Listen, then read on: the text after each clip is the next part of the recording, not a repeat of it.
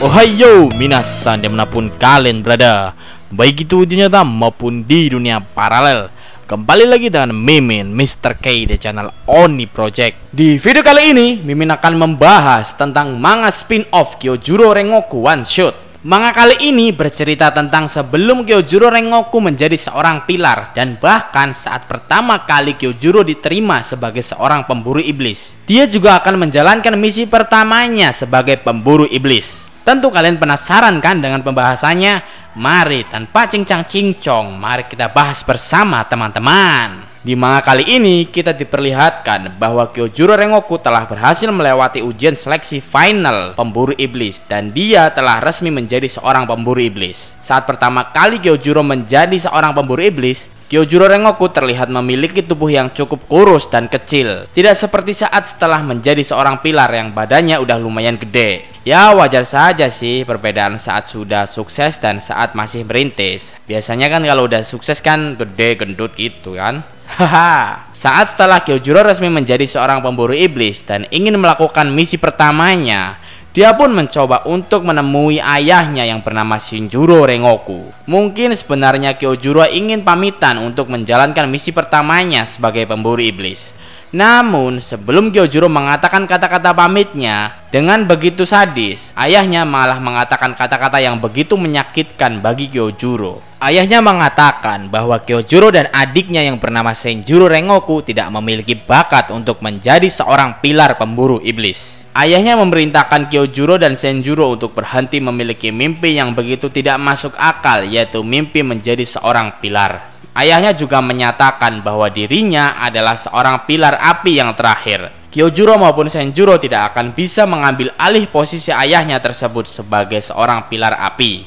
Mendengar hal tersebut, sembari memasang muka sedih dan memandang punggung ayahnya yang pergi begitu saja, Kyojuro Rengoku merasa bahwa dirinya tidak diakui dan tidak dipuji oleh ayahnya atas prestasinya diterima sebagai pemburu iblis. Dia juga beranggapan bahwa apabila memang seseorang tidak memiliki bakat keterampilan dan kekuatan yang luar biasa, maka dia harus selalu berusaha keras untuk mencapai mimpinya.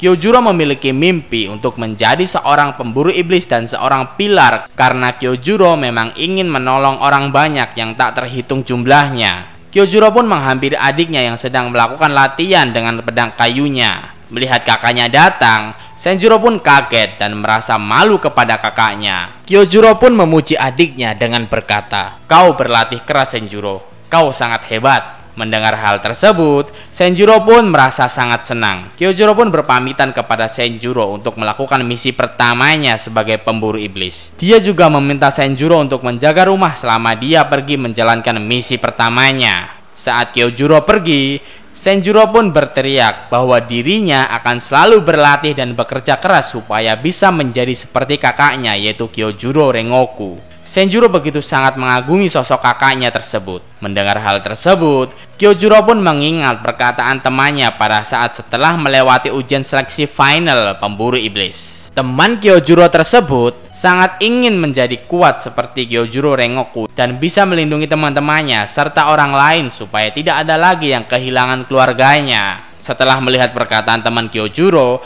Mimin menyimpulkan bahwa Kyojuro memang benar-benar kuat. Dia seperti Sabito yang selalu melindungi teman-temannya saat mengikuti ujian seleksi final pemburu iblis. Bedanya, hanya Sabito berakhir mati, sedangkan Kyojuro masih bisa bertahan. Itu berarti kemungkinan Kyojuro lebih kuat dari Sabito. Setelah mendengarkan perkataan temannya yang ingin kuat seperti Kyojuro, Kyojuro pun menyatakan bahwa dirinya tidak begitu yakin karena Kyojuro menyadari bahwa dia bukanlah seorang pilar atau orang yang spesial. Kyojuro pun mengajak temannya untuk bekerja keras membasmi para iblis bersama. Temannya tersebut memiliki umur yang sama dengan Kyojuro. Temannya Kyojuro juga memegang pedang yang telah dipatahkan oleh iblis pada saat ujian seleksi final pemburu iblis. Saat itu dia gemetaran. Kemungkinan temannya tersebut telah berhasil diselamatkan oleh Kyojuro Rengoku dan berhasil lulus. Tentu kejadian ini mengingatkan kita kepada sesosok seseorang. Siapa ya? Haha.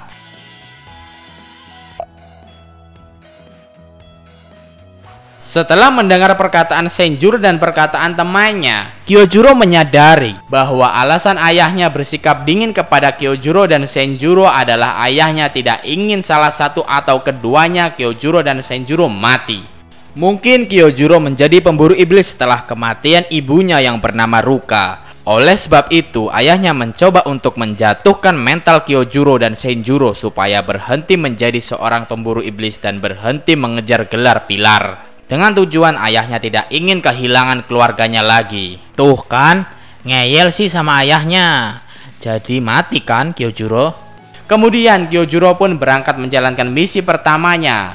Dan setelah tiba di TKP, dia pun bertemu dengan iblis yang terlihat tua yang sedang duduk di atas batu dan tumpukan mayat pemburu iblis. Melihat Kyojuro, sang iblis pun berkata, "Kamu bantuan mereka, cuma satu kamu saja. Tidak cukup, bro.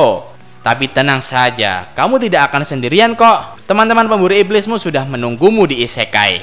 Lihat aja tuh, udah ada 9 mayat pemburu iblis yang tergeletak di tanah tuh. Aku juga telah memakan bagian dalam tubuh dari 5 anak loh." Ups, ternyata masih ada 1 anak yang masih hidup. Mereka juga selalu berpegangan tangan loh pada saat akhir hayat mereka. Mendengar semua perkataan sang iblis, Kyojuro pun mengingat perkataan ayahnya bahwa kematian sering datang untuk para teman-teman yang baru-baru ini saling berbagi canda dan tawa. Iblis memang sangat mengerikan. Lalu Kyojuro pun langsung menyerang sang iblis dengan teknik pernafasan apinya. Sang iblis pun langsung mengeluarkan serulingnya dan meniupnya.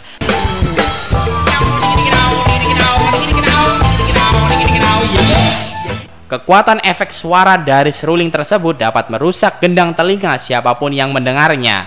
Kyojuro pun langsung menutup rapat telinganya dengan kedua tangannya. Karena tangan Kyojuro digunakan untuk menutup telinganya, maka Kyojuro tidak bisa memegang pedangnya.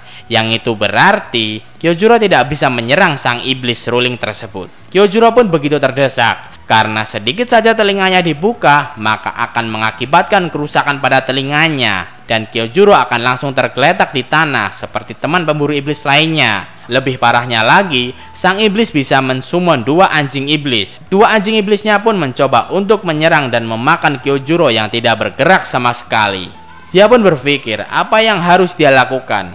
Sebelum Kyojuro bertindak, scene dialihkan ke timeline pada saat pemburu iblis dibantai oleh sang iblis seruling dan para anjing iblisnya. Di timeline tersebut, terlihat para pemburu iblis begitu sangat berusaha keras untuk melindungi para anak-anak biasa dari serangan anjing iblis tanpa memperdulikan suara seruling iblis yang dapat merusak telinga mereka.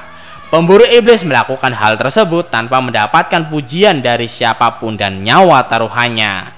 Mereka begitu sangat hebat. Lalu karena memang sangat terdesak dan para anjing iblis hampir memakan Kyojuro, sembari bertekad membawa kesedihan dendam para jiwa pemburu iblis yang telah dibunuh sang iblis, Kyojuro pun nekat. Dia segera membuka telinganya dan dengan cepat dia segera melakukan teknik pernafasan apinya untuk memenggal kepala para anjing iblis dan kepala sang iblis seruling. Sang iblis pun musnah dengan seketika. Karena memang telinga Kyojuro telah mendengar suara seruling sang iblis, maka kedua telinga Kyojuro menjadi sedikit bolot. Itulah alasannya kenapa Kyojuro yang telah kita lihat selama ini selalu berbicara lebih keras dibandingkan pilar lain. Itu karena dia bolot. Dia harus selalu berbicara dengan suara keras supaya dia bisa mendengar suaranya sendiri. Lalu untuk para pilar dan pemburu iblis lain juga harus menggunakan suara keras juga, atau mereka harus mendekatkan mulut mereka ke telinga Kyojuro pada saat berbicara dengan Kyojuro. Berarti dapat kita simpulkan setelah Kyojuro bolot bahwa selama pertarungan Kyojuro melawan para iblis, termasuk pertarungan terakhirnya melawan Akaza sang iblis bulan atas ketiga, Kyojuro selalu mengandalkan instingnya tanpa bisa mendengarkan suara serangan apapun dengan jelas saat dia bertarung.